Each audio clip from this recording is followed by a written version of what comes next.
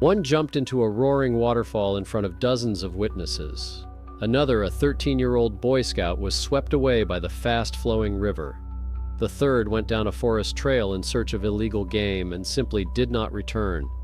These people had nothing in common except one thing: they all disappeared without a trace in Yellowstone National Park. A place that doesn't just take lives, but erases people from reality, leaving behind only unsolvable mysteries, investigative errors, and frightening, inexplicable details.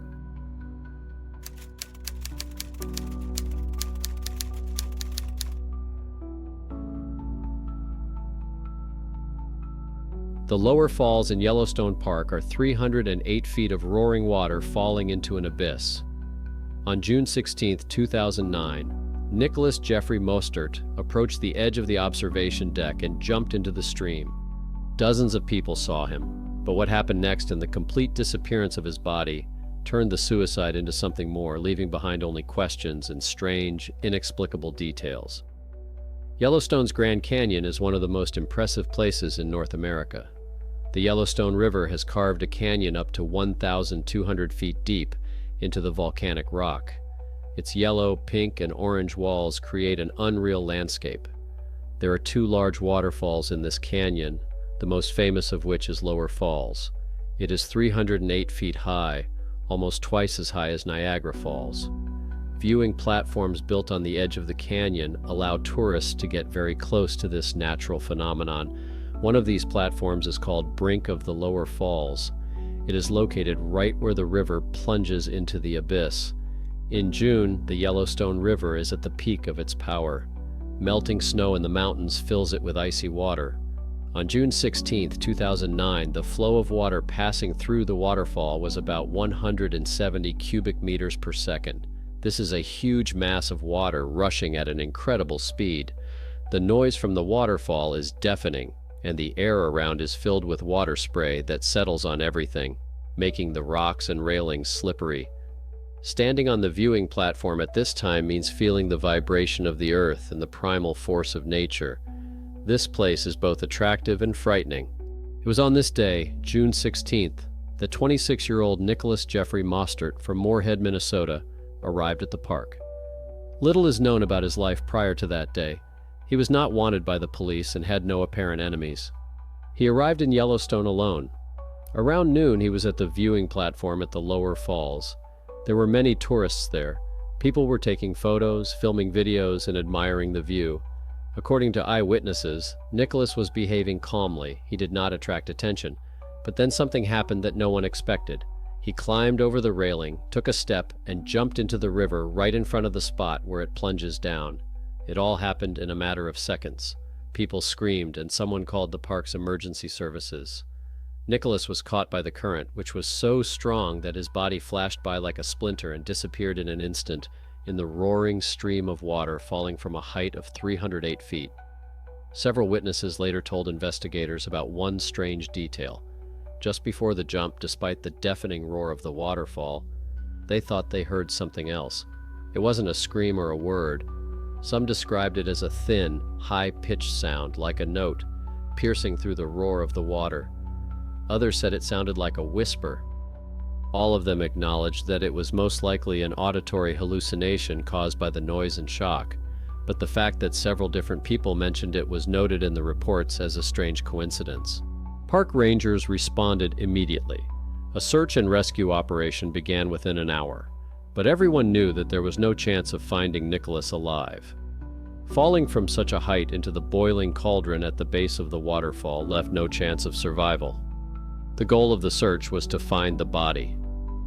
Descending into the canyon at this point is an extremely difficult and dangerous task. The canyon walls are almost vertical and very fragile. Rescuers had to use climbing equipment to descend 980 feet. At the foot of the waterfall, the water is literally boiling from the force of the impact. The air is so saturated with moisture that visibility is almost zero. Working in such conditions was incredibly difficult. Rescuers began combing the river downstream from the waterfall. About 1,300 feet from the base of the waterfall, they noticed a small whirlpool, a backwater, where the current was not as strong.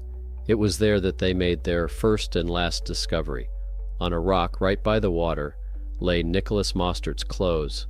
It was his jacket and shirt, but the way they were lying there puzzled the rescuers. The clothes were neatly folded. The current strong enough to tear logs apart could not have folded the clothes like that. It looked as if someone had taken them out of the water and placed them on the rock.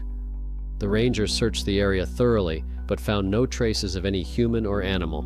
This fact remained unexplained. The search continued for several days. Rescuers in boats and on foot traveled dozens of miles down the river.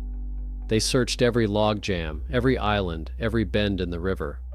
They used binoculars and telescopes to scan the opposite side of the canyon, but they found nothing. No other personal belongings, no traces. Nicholas Mostert's body had simply vanished. During the investigation, park authorities officially stated that they considered the incident to be a deliberate act, a suicide. Witnesses clearly saw him jump. There were no signs that he had been pushed or that it was an accident. But the complete absence of a body raised many questions. The Yellowstone River often claims lives, but in most cases bodies are eventually found, sometimes weeks or months later, caught on snags or washed ashore far downstream. Nicholas's body never appeared. This led to various theories. Some believed that his body could have been sucked into an underwater cave or crevice at the base of the waterfall, from where it could never be retrieved. Others, more inclined toward the mystical, recalled old legends about the canyon. Yellowstone has always been a place of power for Native Americans, where the spirit world is close to the human world. They recalled stories that water can take not only the body but also the spirit. Strange details, the unusual sound heard by witnesses, and the neatly folded clothes only added to the mystery of the case. The official version remained simple and logical, but for those familiar with the details, the story of Nicholas Mostert is not just a report of suicide. It is a story of how a man stepped into one of the most powerful places on the planet and completely disappeared into it. Nicholas Jeffrey Mostert was declared dead. His body was never found. The waterfall continues to roar, and thousands of tourists gaze at its power from the same viewing platform every day, unaware that it was here that a man stepped into eternity and disappeared without a trace.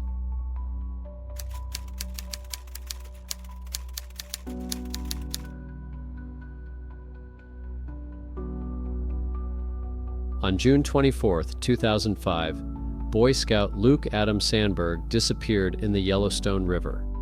He was swept away by the current in front of his entire troop. He was never found, but the story of his search is filled with strange details, and his disappearance was just one in a series of tragic events that occurred in the park that summer. It all began 6 miles north of the town of Gardner, Montana. A Boy Scout troop, which included 13-year-old Luke Sandberg, had set up camp on the banks of the Yellowstone River. On June 24th, the boys were helping to push logs into the water. The river was fast and full at that point.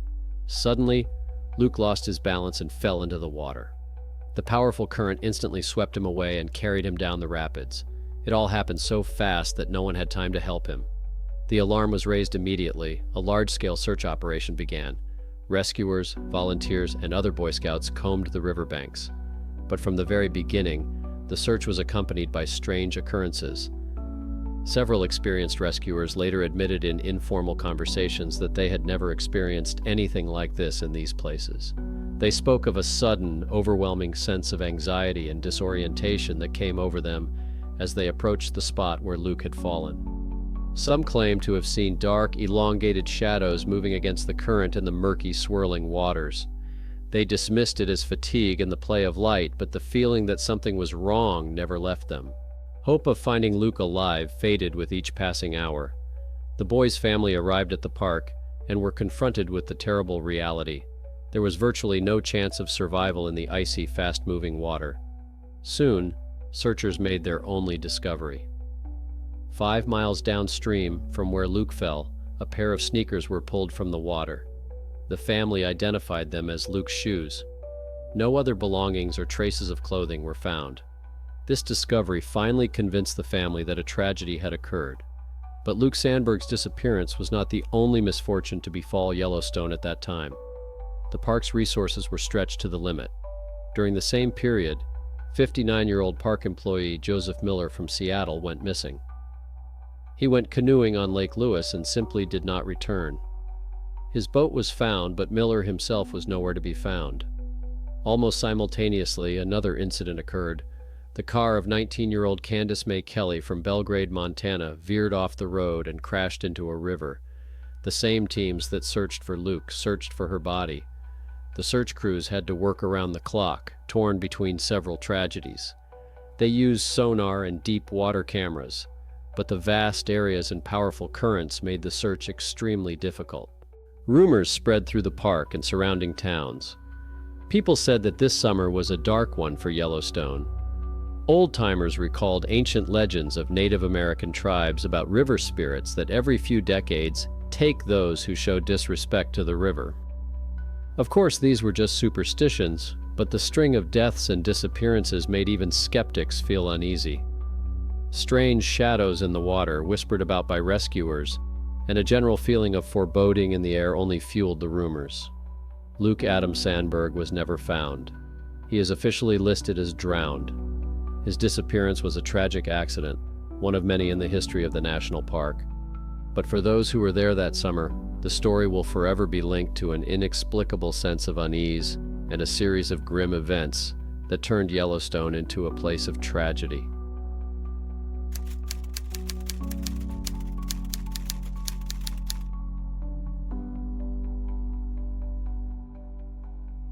On April 6, 1991, Daniel Lynn Campbell entered the forest and never returned. He was going to retrieve some illegally collected deer antlers and meet a girl, but he simply disappeared. Authorities assumed that he had been killed or had faked his own death. Years later, his brothers sued the sheriff, claiming that due to mistakes in the investigation, Daniel's body had never been found. This story began in Sweetgrass County, Montana, where Daniel Campbell lived. On April 6, 1991, his girlfriend drove him to the entrance of Hell Roaring Creek Trail in Yellowstone National Park. Daniel had a specific plan. He was supposed to hike along the trail to the town of Jardine, Montana. The purpose of the hike was to retrieve a cache where he had hidden illegally harvested elk antlers. After that, he was supposed to meet up with his girlfriend, but he never made it to Jardine. When Daniel didn't show up at the agreed time, his girlfriend became worried and notified the authorities. A search was organized immediately after his disappearance. Rescuers and volunteers combed the area where Campbell was supposed to have traveled. They found no traces of him, his equipment, or any clues that could shed light on his whereabouts. The initial search yielded absolutely nothing. From the outset, the authorities had two main theories. The first was murder. Daniel was involved in illegal horn hunting, which is a competitive and dangerous trade. Conflicts over hunting or territory were not uncommon. Perhaps he encountered someone in the forest and this led to fatal consequences. The second theory was that Campbell had faked his own death. He had financial problems, and disappearing might have seemed like an easy way out of a difficult situation. However, the theory that he ran away for money was controversial. The authorities denied claims that he had gone into hiding because of debts. It turned out that Daniel was expecting to receive money from a court settlement. This payment was supposed to solve his financial difficulties. Therefore, the theory that he staged his own disappearance seemed less plausible. The investigation increasingly leaned toward the theory of a violent crime. Suspicion fell on his connections in the world of illegal horn hunters. Years passed, but the case remained at a standstill. Daniel Campbell was still listed as missing. His family, especially his brothers, never gave up trying to find out the truth. They were convinced that the police had not done everything they could. In 2000, 9 years after his disappearance, the Campbell brothers took decisive action. They sued the Park County Sheriff's Office. In their lawsuit, they accused the Sheriff's Office of negligence in conducting the investigation. The brothers demanded compensation of $100,000 for each of the surviving brothers. The amount included compensation for the hardships they had endured, punitive damages, and legal fees. The brothers' main argument was that if the investigation had been conducted properly from the outset, Daniel's remains would have been found. They pointed to specific mistakes made by the investigation. One of the most critical mistakes, in their opinion, was the return of confiscated camping equipment. This equipment had been seized from local antler hunters shortly after Daniel's disappearance. Instead of sending it for a thorough forensic examination, the sheriff prematurely returned it to its owners. The brothers believed that the equipment could have contained traces of blood, hair, or other evidence that could have shed light on what happened to Daniel. This fact raised many questions.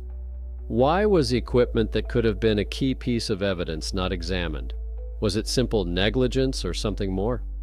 The brothers were convinced that this move by investigators had robbed them of their last hope of finding Daniel, or at least finding out what had happened to him. The lawsuit drew attention to old mistakes and reignited the conversation about Campbell's disappearance. The outcome of the lawsuit against the sheriff is not reported in open sources, but the lawsuit revealed the family's deep distrust of the official investigation. Daniel Lynn Campbell is still listed as missing. His remains have never been found. What exactly happened on that trail in April 1991 remains a mystery. Whether he was killed over a dispute about antlers or his disappearance is linked to something else is unknown.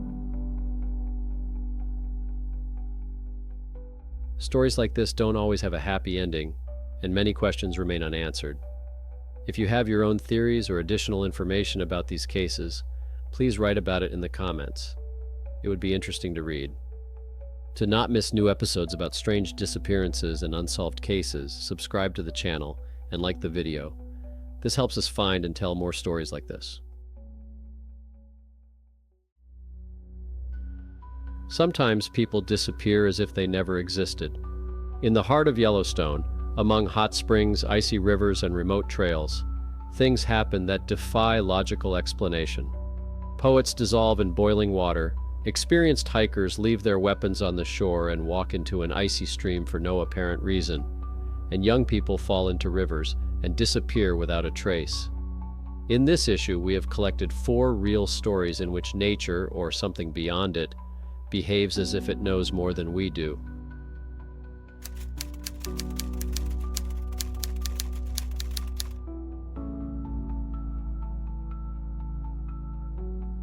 In the summer of 2022, Yellowstone once again became the scene of one of the darkest and most inexplicable stories in its modern history. On August 16th, a human fragment, a foot in a shoe, was discovered in the Abyss Pool geothermal basin in West Terrace Basin, floating on the surface of murky, superheated water. A park ranger conducting a routine inspection of the area noticed the unusual object amid the clouds of steam. This turned out to be the beginning of a strange and still not fully understood investigation. A few days later, DNA analysis determined that the remains belonged to Ilhun Ro, a 70-year-old man from Los Angeles, California. His name had not previously appeared on any missing persons lists in the county, and it was only a check of the vehicle registration database that led investigators to a gray Kia Niro parked in a remote area. It was parked at a service road that regular tourists do not use. There were no tents or signs of recent activity nearby. The car was locked, but the keys were under the mat. Inside were neatly folded clothes, water, food, a laptop, a wallet with $400 in cash, and a thin notebook filled with handwritten poetry, which the family later identified as Ro's own work. The notes were in English and Korean, and according to experts, some of the poems were disturbing, contemplative, and farewell in nature. It later emerged that Ro had arrived in Yellowstone on July 30th. He had a week-long pass, but no official hotel or campsite registration was found. He was last seen on surveillance cameras at the entrance to West Yellowstone early in the morning of July 31st. From that moment on, there were no transactions, no phone calls, no digital activity. The body has not been found. Apart from a footprint in a sneaker and charred fragments of fat that later floated to the surface, no other body parts have been found, despite the fact that Abyss Pool is a geothermal observation site with periodic measurements of water temperature and composition. The water temperature in Abyss Pool ranges from 140 degrees Fahrenheit to 167 degrees Fahrenheit. This is enough to destroy soft body tissue over time, but as geologists point out, the complete disappearance of even bones in such a short period of time remains extremely unlikely. Dr. Manny Lewis, a geothermal expert, expressed his bewilderment. Even if the body had been in the spring for several hours, there should have been at least some fragments left, bones, hair, teeth, but there was nothing. It's as if the person simply disappeared, dissolved like steam. And that's just the beginning of the list of oddities. Despite the fact that the incident allegedly occurred during one of the busiest tourist months of the year, none of the witnesses reported any screams, splashes, or signs of an accident near the spring. This is despite the fact that the pool is in an open area and is usually surrounded by visitors. The condition of Ro's car was no less strange. The car was found more than a mile away from Abyss Pool, in a remote area with no tourist trails. Dense vegetation and steep terrain make the route extremely difficult, especially for an elderly person without special equipment. How did he get there? And why did he park his car so far from the official routes? In addition, the interior of the car was in perfect order. There were no signs of haste, no scattered belongings, no chaos that usually accompanies stories of disappearances.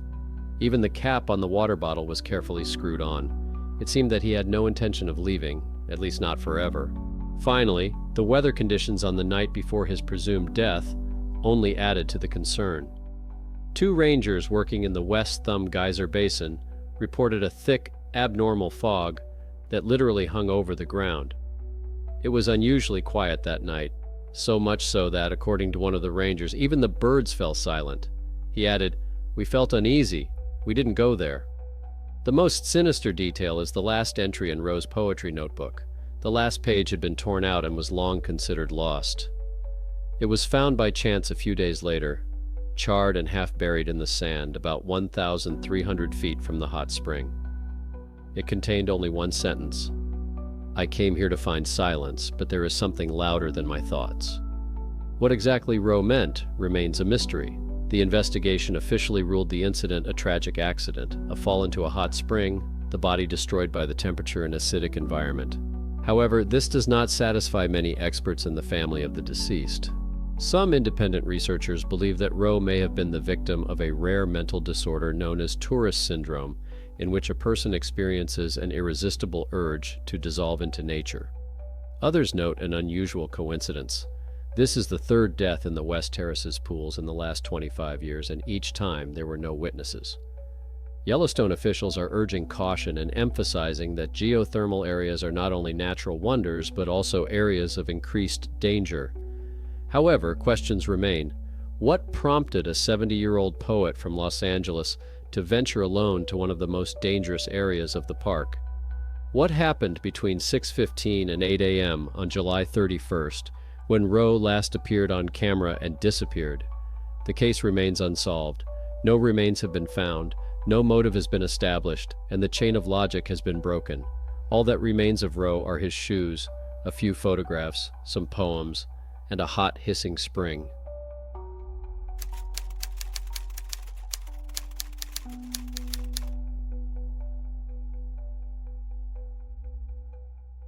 At dawn on June 16, 2018, in the small town of Riv Point, Montana, 20-year-old Brandon Fitch disappeared under strange and still unexplained circumstances. He was last seen on the bridge over the Yellowstone River, a popular but unofficial hangout for local youth. According to his friends, it all happened in a matter of seconds. Brandon allegedly slipped, lost his footing, and fell into the water. The current was particularly strong at the time due to heavy rain, and within seconds, the young man disappeared under the water. One of the eyewitnesses immediately dialed 911, and rescue services arrived at the scene within half an hour. Water patrols, boats with echo sounders, drones, volunteers, and dog handlers were dispatched to the scene. But despite the quick response and coordinated efforts, there was no sign of Brandon. No clothes, no body, no clues on the shore. Even his phone, watch, and metal buckle, which should have floated or caught on branches, disappeared without a trace. The current that day was indeed dangerous. Spring floods had raised the water level almost 4 feet above normal, and the current was literally tearing away at the banks, dragging logs, debris, and rocks with it. The official version was that it was an accident, a drowning, and that the body had been carried downstream.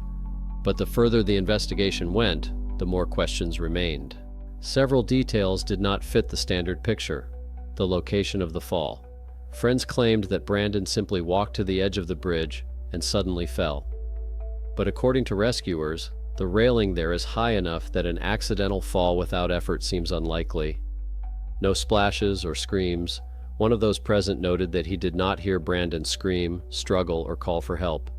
There was just a dull sound as if a body had entered the water and then silence. That night, several people took stories and photos for social media. The last frame showed Brandon standing at the railing, talking and laughing. The next video was taken after he disappeared with panic and screams. The interval was less than a minute. All the items he could have been wearing, a belt, boots, a buckle, waterproof socks, should have floated to the surface, at least partially, but nothing was found.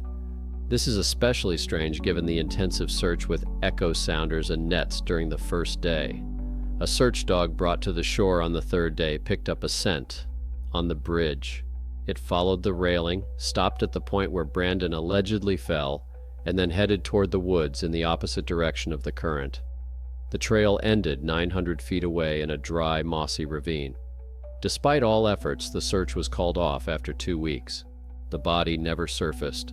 His parents were told that Brandon was officially considered drowned, probably with his body stuck under debris or carried dozens of miles down the river. But Brandon's mother, Caroline, still does not believe the accident story. "He loved to swim. He knew that river," she said in an interview with a local newspaper. "He couldn't just disappear like that as if he had never existed. Something happened. We'll never know, but someone knows the truth."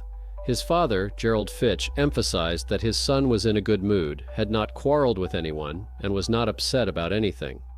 According to friends, he did not have drugs or alcohol in his system. No tests were conducted, but witnesses did not see any bottles or suspicious behavior. Brandon was recognizable by several large tattoos, the initials KV on his wrist, a large owl on his shoulder, and a Bible quote, "I can do all things through him who gives me strength," 4:13, on his left forearm. It was these distinguishing features that gave his parents hope that if the body surfaced, it would be easy to identify. But time passed and the body was never found. Not in Yellowstone, not in the lakes downstream, not in the area around the dam where the body could have been trapped. Rumors began to circulate among the residents of River Point. Some claimed that Brandon could have been involved in a scam, and that his fall from the bridge was the result of a fight. But his friends who were there all said that nothing like that had happened. There were 4 of them, the evening had been quiet, and everyone was having fun. Others suggested that Brandon might have jumped himself, but his loved ones insist that there had been no hint of depression in his behavior, conversations, or messages in recent weeks. Others pointed to a rare but well-known feature of the Yellowstone River. In some seasons, it forms underwater whirlpools that can pull a body under and hold it there for a long time. However, even in such cases, the body usually floats to the surface after a few months. Years have passed since Brandon's disappearance, and nothing has been found. More than 6 years have passed. Brandon's family still lives in the same house. His room remains untouched. Every year on June 16th, his mother goes to the shore with a white balloon and releases it into the sky in the hope that one day she will receive an answer. The official case is closed. The verdict is drowning, body not found.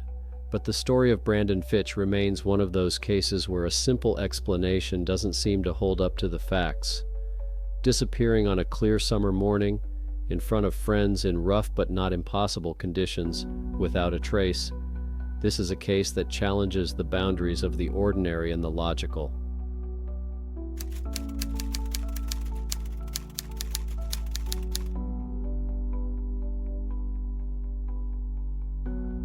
There are places where the compass of logic stops working, where experienced people make rookie mistakes and the instinct for self-preservation evaporates like morning fog.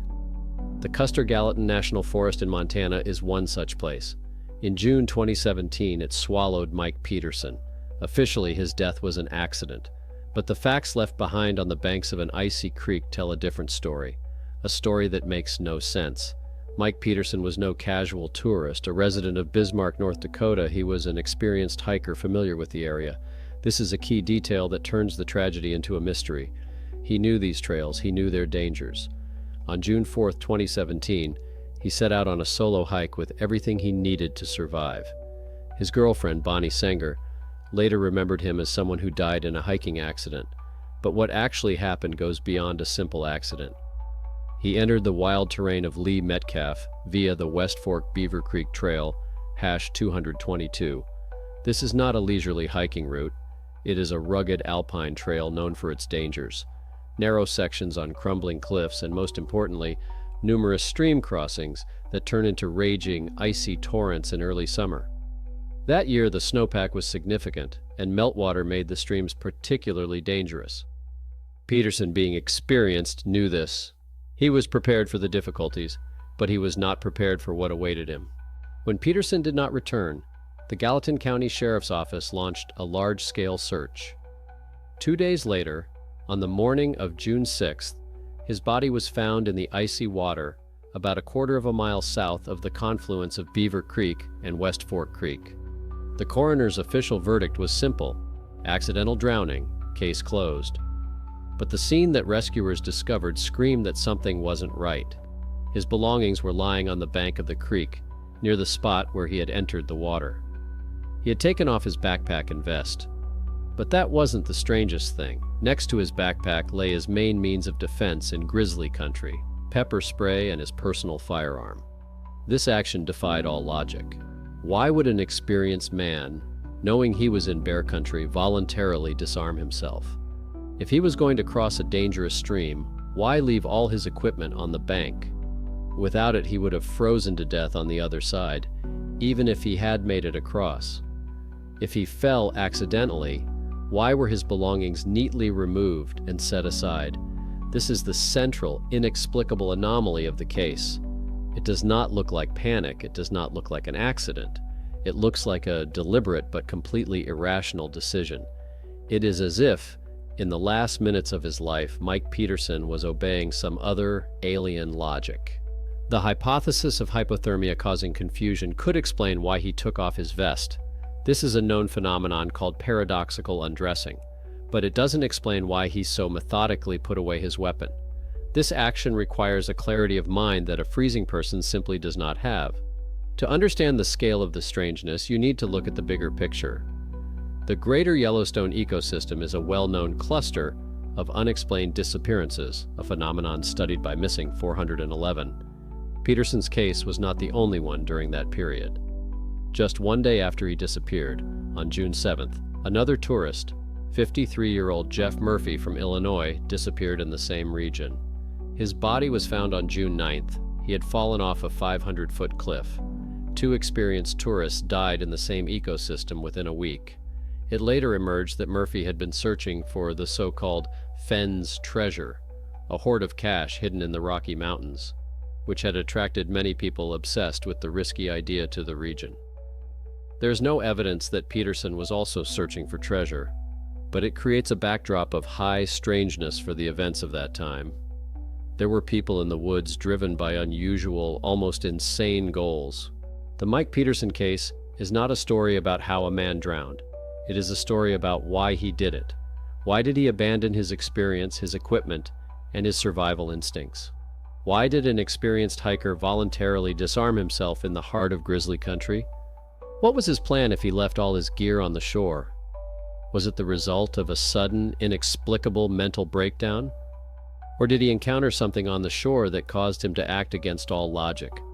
The official report is closed, but for those who look at the facts, the story is far from over. It remains an open wound, a set of incompatible data. Wild nature took Mike Peterson's life, but with it, it took the answers, leaving behind only a chilling silence and one simple, disturbing truth. Sometimes people in the wilderness do things that defy explanation.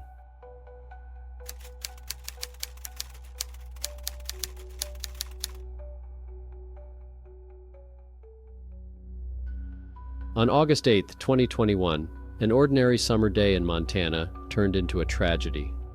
Randall Scott Crawford, a 42-year-old resident of Park City, went rafting on the Yellowstone River with friends.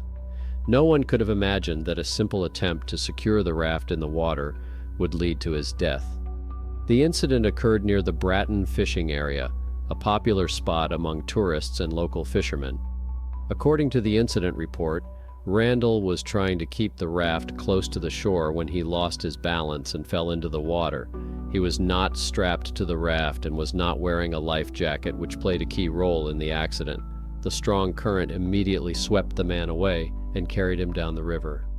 Witnesses immediately reported the incident to the rescue service, but the chances of a quick rescue were minimal. At the time of the accident, the current in Yellowstone was particularly strong, and the water was murky due to recent heavy rains. This made the search team's work much more difficult. Sheriff's units from Sweetgrass, Gallatin, Stillwater, and Yellowstone counties quickly responded to the scene. Helicopters, drones, watercraft, and volunteers, including Randall's friends and family members, also participated in the operation. The Sweetgrass County Sheriff noted that weather conditions, in particular strong winds and poor visibility from the air, prevented the full use of aerial resources. The search area stretched nearly 7 miles downstream from Bratton to the town of Reed Point. The river in this area is winding, with numerous islands, submerged trees, and debris, creating many secluded areas where a body could become trapped or remain unnoticed. The first few days yielded no results. The Crawford family remained at the site, watching the rescue efforts and participating in the search. Each evening ended with desperate hope. Maybe he's still hanging on somewhere, clinging to a log, waiting. Unfortunately, 5 days later, on August 13, 2021, Randall Crawford's body was found near Indian Fort Camp, about 4 miles downstream from where he disappeared.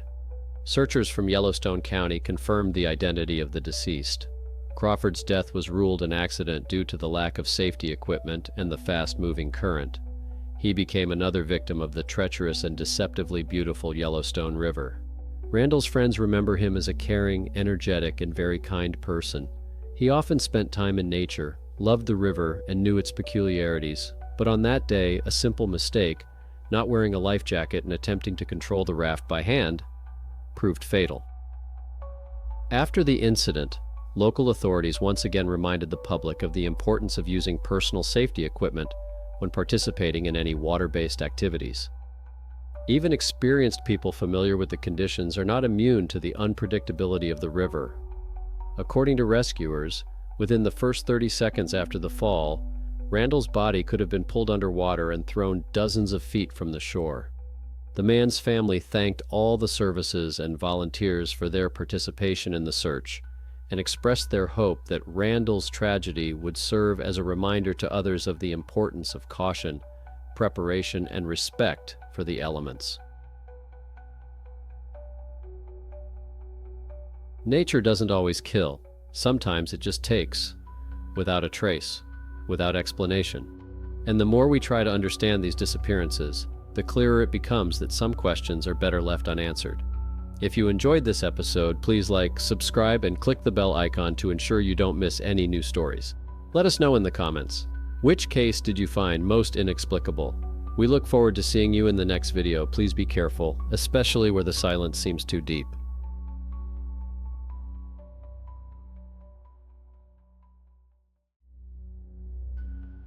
Yellowstone is one of the most beautiful and mysterious places on Earth. Every year, millions of tourists visit to see geysers, volcanic fields, and breathtaking landscapes. But not everyone returns home. This video shows 3 real cases of disappearances that remain unexplained to this day. A young tourist disappears in a shallow river in front of her friends. An experienced traveler leaves perfect footprints leading nowhere. And a tent that burned down on the outside but remained untouched on the inside as if protected by an invisible force. These are not legends, fiction, or movie scripts. These are official Park Service materials and eyewitness accounts. Some are convinced that there are places in Yellowstone where something is watching us.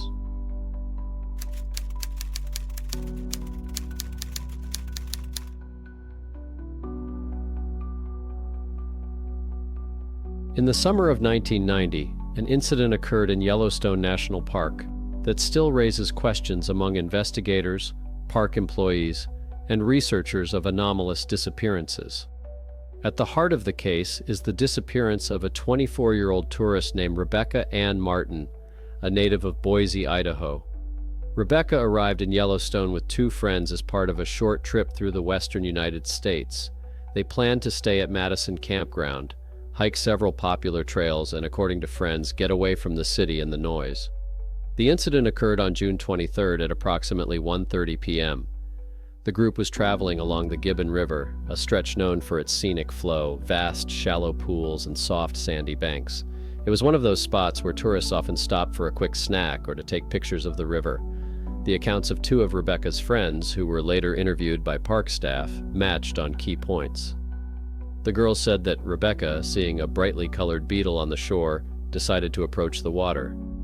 She headed toward the river alone, saying she wanted to wash her hands and look at the water. This happened just 32 feet from where the group had stopped. Both witnesses reported that Rebecca was walking slowly and calmly, wearing a light-colored tank top, shorts, and dark sunglasses. A minute later, they said they called out to her, but she didn't answer. When they got closer, she was gone. The shore at that spot was open, with no bushes or trees, and there was a clear view for several dozen feet. The place where Rebecca had been standing was visible from the trail. However, she disappeared in literally 30-60 seconds, while none of the girls were looking in her direction. There were no splashes, no screams, no signs of a struggle. Nothing. At first, her friends thought Rebecca had gone into the water or hidden behind a boulder, but after searching the shore and nearby bushes, they realized she was nowhere to be found. Panic set in after a few minutes. By that time, there were other tourists nearby, several families with children and elderly couples, who also confirmed that they had seen the young woman approach the river, but no one had noticed her disappearance. When Rebecca could not be found after 20 minutes of searching, her friends went to the parking lot, where there was a landline phone, and called the rangers. Park employees arrived at the scene, and the first phase of the search and rescue operation began. The banks within a 650-foot radius were immediately searched. Fresh barefoot footprints matching Rebecca's shoe size were found at the water's edge. The footprints led straight to the water but did not return. Strangely, the bottom was shallow, the water was clear, and there was no current.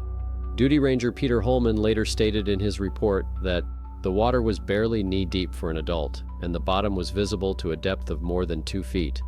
Diving or drowning in such a place seemed extremely unlikely. Nevertheless, divers were called in just in case. In the evening of the same day, a full-scale search operation began.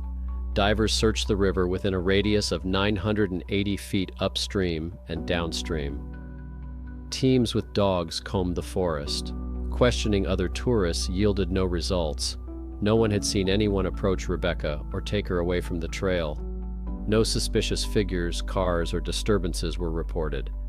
It looked as if the girl had disappeared into thin air, near the shallow shore, among dozens of vacationers. Park employees and investigators did not rule out the possibility that Rebecca could have lost consciousness and wandered upstream disoriented. However, after a day, no traces, belongings, or any clues were found. The search continued for another 3 days. On the third day, in the afternoon, a single strange turn of events occurred. About a mile upstream, in a fork in the branches about 7 feet above the ground, a pair of sunglasses was found. They were the same sunglasses Rebecca had been wearing. Her friends recognized them, and her parents confirmed it. The sunglasses were lying neatly, as if someone had placed them there on purpose. There were no traces, debris, or clothing fragments nearby. There were no strong currents in the area, and the water could not have carried the glasses to such a height, especially against the current. An investigation was conducted on site. No fingerprints or other traces were found. The glasses were undamaged, unburned, and not washed with water. Park employees were unable to explain how they ended up in such a position. This episode was the last significant discovery in the case. After the discovery of the glasses, the search for Rebecca Martin continued for another 6 days, but it yielded no new results. The area was combed through by hand, and specially trained dogs were used. Additionally, personnel from nearby counties were called in. However, no fragments of clothing, shoe prints, or other signs that the girl had been in the area were found. The discovery of the glasses raised more questions than answers. Experts ruled out the possibility that the item could have been brought there by animals. The branches were too thin for a coyote or raccoon to climb up. At the same time, the glasses were neatly placed in the fork of the branches as if someone had taken them off and laid them there on purpose. There were no traces of broken bushes or trampled grass below. It seemed as if the item had been placed there without physical intervention. as if it had been moved, which did not fit any of the official versions. Residents from Gallatin County, where part of Yellowstone is located, also recalled that several years before Rebecca's disappearance, strange incidents had occurred in the same area. In one case in 1982, a man reported that his daughter had disappeared for several hours while fishing and was later found in the woods on a tree stump, 3 miles from the shore, unharmed but completely silent. In another case in 1987, a tour guide reported hearing voices from the opposite shore, despite claiming that no one was there. However, no direct links to the Martin case were found, and these incidents remained unconfirmed stories. On the 16th day of the search, the Park Service officially ended the operation. The reports listed the cause of death as possible accidental drowning, followed by the body being carried away by the current. However, even though the document noted that the current in the area of the disappearance was weak, the bottom was open, and none of the experts could understand how a person could have disappeared without a trace at that water level. By that time, dozens of items belonging to other tourists had been recovered from the water, ranging from bottles to children's toys. But there was not a single item that could have belonged to Rebecca, except for those very glasses found far from the shore. Among former park employees discussing the case, the idea of so-called anomalous points was increasingly being raised. Some linked the disappearance to geomagnetic instability, while others attributed it to sudden micro-subsidence of the soil, which could have sucked a person in. There were even hypotheses about the existence of breaks in the perception of space, a term more commonly found in ufology literature than in geological publications. None of these versions was officially recognized. However, the essence remained the same. A 24-year-old woman disappeared on a clear day on an open riverbank in front of dozens of witnesses, and no one has seen her since. Rebecca's parents attempted to reopen the investigation for several years. In 1994, they published an open letter in a regional newspaper detailing the case and appealing to any witnesses who had been in Yellowstone that day. No responses were received. In 1996, she was officially declared dead. The spot on the banks of the Gibbon River where the footprints were found became an impromptu memorial. Over the years, it was visited by Rebecca's friends and tourists who had heard about her disappearance.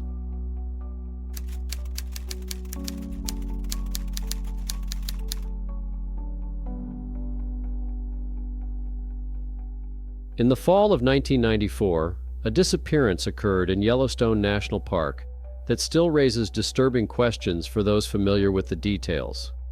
Robert King, a 30-year-old tourist from Oregon, disappeared in the Norris Geyser Basin area, leaving behind only a chain of perfect footprints leading to nowhere. At the time of his disappearance, Robert King was an experienced traveler who had visited national parks in the northwestern United States on numerous occasions. He worked as an electrical technician but spent his free time hiking alone and was fascinated by geothermal areas. Colleagues described him as a well-balanced and rational person, not prone to impulsive actions or recklessness. Robert planned each trip carefully, always informing his family and writing down his route. He was drawn to Yellowstone, particularly the Norris area, renowned for its steam vents, unstable geysers, and sulfur pits. He arrived at the park on Friday, October 21, 1994, checked into an inexpensive motel in West Yellowstone, and called his sister to say he was planning a short walk around Norris Geyser Basin. He did not intend to venture into the wilderness and promised to return by evening. That evening, he did not make contact. The next day, motel staff noticed that Robert had not returned. His car, a green Ford Bronco, remained in the parking lot at the north entrance to Norris. There was no alarm. The police were not officially notified of his disappearance until a day later when his sister was unable to reach him and contacted park officials. The first group of rangers and volunteers arrived in Norris on Sunday morning. Robert had not registered for any challenging trails and had left no notes or directions as to where he was going. However, his tracks were soon discovered near one of the side entrances to the tourist area, and not just one set of tracks. In a damp area of soil near a steam field, the patrol team found a chain of clear footprints. They were left by a pair of heavy boots that matched the size and shape of the shoes Robert was wearing, according to his relatives. The footprints were fresh and easily traceable on the damp volcanic soil. They led in a straight line in one direction, southeast, toward a large boiling spring called Whispering Pool, known for its unstable temperature and high risk of ground collapse. But what was most disturbing was the nature of the footprints. They did not deviate an inch. There was an even distance between each step. No stops, no traces of turning the head, no signs of hesitation or stumbling, as if the person was moving under someone's control or in a trance. Even professional trackers noted this as an abnormally straight manner of movement. The tracks led almost to the edge of the source, hot bubbling water with a strong smell of sulfur. In the last section, they disappeared in the steam rising from the water's surface and suddenly ended. There were no footprints behind, no traces of a fall, no skid marks. It was as if the man had vanished into thin air 32 feet from the water. The area around the spring was thoroughly searched. No clothing, backpack, map, or body was found. For several hours, the officers on duty, assisted by search and rescue personnel, combed the entire field, but to no avail. They could not understand where a person could have gone if there were clear and consistent footprints in front of them, ending without any logical conclusion. Initially, the official version was that he had fallen into a boiling spring. However, difficulties arose. First, Robert did not approach the water. There was almost 30 feet of open space between the last footprint and the edge of the spring. Second, there was not a single trace leading from this spot to the water. No skid marks, no hint that he might have slipped. Moreover, the water was surrounded by a fragile crust that could collapse under the weight of a person, but it remained intact. A chemical engineer who participated in the investigation stated that even if the body had fallen into the spring instantly, the density of the tissue and bones would not have allowed it to dissolve without a trace in such a short time. The average water temperature was 190.4 degrees Fahrenheit, which is not enough to destroy a body without a trace instantly. In such cases, according to the expert, at least scraps of tissue, fat, hair, or fragments of shoes are often left behind. But here, nothing was found at all. In addition, the search dog used the day after the disappearance behaved strangely. It followed the trail confidently, but when it reached the end of the chain, it stopped abruptly and began to break free from its leash, circling in one spot. At one point, she refused to go any further and began to whine. One of the rangers noted this in his report. The dog was confidently following the trail, but at the final point, she reacted as if to an invisible barrier. The behavior was unusual. The search continued for a week. Volunteers and tourist volunteers were enlisted. Not only was the Norris area searched, but also the surrounding forest areas, cave depressions, and even technical passages leading to underground reservoirs. But Robert King was never found. After the first week of searching, Robert King's disappearance became a topic of discussion, not only among Yellowstone employees, but also in wider circles, in particular among those who dealt with unexplained disappearances in protected areas. Although the National Park Service officially maintained that it was an accident or possible suicide, doubts began to surface among the search team and local rangers. A key factor causing concern was the anomalous straight line of footprints. One of the senior trackers, who had worked in the park for over 20 years, said in an interview with a local newspaper, "I've seen dozens of cases where tourists have gotten lost, fallen, been injured, or died, but I've never seen anyone walk in a straight line, as if following a ruler, to a place where they clearly shouldn't be, and then disappear without a trace. This doesn't appear to be an accident or confusion, it's something else." Additionally, on the fourth day of the search, rescuers discovered another significant detail. About 320 feet from the last trace, already in a wooded area beyond the geothermal field, they found a patch of ground with grass burned in a circle about 5 feet in diameter. The center was arid, with no vegetation, and the soil was charred black, but there were no signs of fire. Analysis showed that the soil temperature at this location was above normal, despite the region's cool weather and minimal sunlight at the time. This location had no logical connection to Robert's route, and according to geologists, there were no known geothermal fissures in the area. Some park employees later admitted that they had asked that this area not be mentioned in reports, so as not to provoke rumors. The official version of Robert King's disappearance was that he may have fallen into a boiling spring, but this assumption quickly became questionable. The tracks found at the site ran in a straight line and ended about 30 feet from the edge, with no signs of a fall or struggle. There was no damage to the surface, no signs of tripping or even soil displacement. The theory that he had left deliberately was also not confirmed.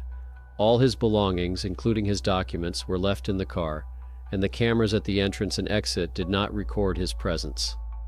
The idea of a possible geothermal collapse proved unlikely. The ground was intact, and seismic sensors did not register any changes. In the end, some of the searchers began to lean toward the conclusion that this was a case of disappearance that could not be explained by conventional means, a rare but not unheard of occurrence in places like Yellowstone.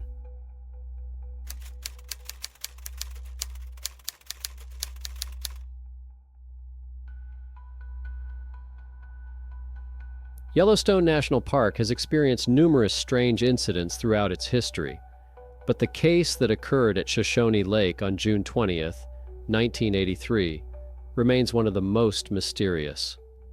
Roger Tilman, a 35-year-old resident of Bozeman, Montana, was an experienced hiker. He had been to high mountain areas many times and knew the terrain well. According to his diary that year, he decided to spend a week hiking alone along the northwestern shore of Shoshone Lake. He registered his route at the park ranger office and said he planned to camp in a remote area at the western end of the lake, which few people visit due to its inaccessibility and dense vegetation. On the morning of June 20th, he was spotted by other hikers, a couple walking along one of the trails that crossed the northern slope. They reported that Roger was carrying a backpack and waved to them before turning toward the forest leading to the water. This was the last confirmed visual sighting. The next day, June 21st, another tourist, Edward Howell, reported to rangers that he had found a burned-out tent near the shoreline. According to him, the tent looked as if it had been scorched on the outside, but there were no apparent signs of fire inside. He found no people, no traces of habitation, and no smell of smoke nearby. Only a strange circular area around the tent appeared to have been affected by some shock wave, with the soil and grass looking as if they had been disturbed. Edward noted that there was no ash, no coals, not even soot, only black fibers from the outer fabric, and an unnaturally quiet atmosphere around it. The rangers arrived at the scene a few hours later. Inside the tent was a neatly rolled sleeping bag, a notebook with notes, a topographical map, a compass, and a flashlight. Everything was in perfect condition. Even the plastic water bottle had not melted. There was an apparent anomaly. The outside of the tent was charred and cracked, but everything inside was as if under a glass dome. No traces were found nearby. The sand by the water was clean, and the surrounding ground was not trampled. The only peculiarity was the smoldering circle about 11 feet in diameter, extending into the forest moss and partially into the gravel of the shore. Visually, it resembled the effects of thermal exposure. Still, the rangers did not have a thermal imaging camera, and the radiation level measured by a portable dosimeter remained within normal limits. Roger Tilman was nowhere to be found, either in the tent or nearby. His wallet was found inside, containing his documents, driver's license, and some cash. His backpack was standing by a tree 10 feet away, also undamaged. In his diary open to the last entry dated June 19th, Roger wrote, "The night was quiet. I heard a buzzing sound in the air, unlike that of insects. Not sure what it was. Went to bed. Tomorrow I plan to explore the southern cape. That's where it ends." The search operation lasted 8 days. No new traces, bodies, clothing, or remains were found. There were no traces of Roger anywhere. It seemed as if he had vanished, leaving behind a neat camp with a charred shell. National Park Service reports ultimately classified the incident as a disappearance under unexplained circumstances. The phrase "possible exposure to an unknown heat source" was mentioned but excluded from the final report as speculative. Roger Tilman was never found, either alive or dead. That's all for now. If you found this interesting, please like, subscribe, and click the bell icon. There are more real stories ahead that don't fit into the usual framework. See you in the next episode. And be careful, especially in places where the silence seems too loud.